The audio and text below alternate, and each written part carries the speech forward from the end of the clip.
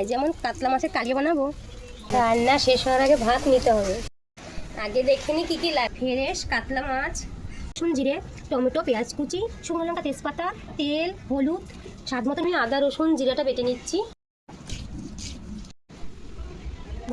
উনানটা ধরে নিয়েছি, কড়াই গরম হয়ে গেছে, এবার তেলটা দিয়ে দিচ্ছি। এবার আমি মাছগুলোকে একে একে ভেজে নেব।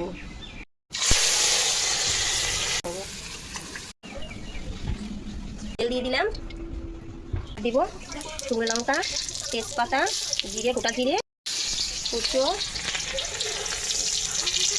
এবার আদা জিরে বাটাটা দিয়ে দিচ্ছি।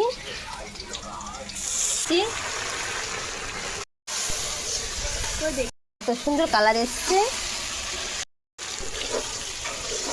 ঠিক আছে। এবার জলটা দিয়ে দিচ্ছি। কেমন কালার হয়েছে দেখতেই পাচ্ছ। নেবো, গাছের ঝোলটা হয়ে গেছে, গরম মশলাটা দিয়ে নামিয়ে নেব। এই দেখুন একদম রেডি মাছের কালিয়া।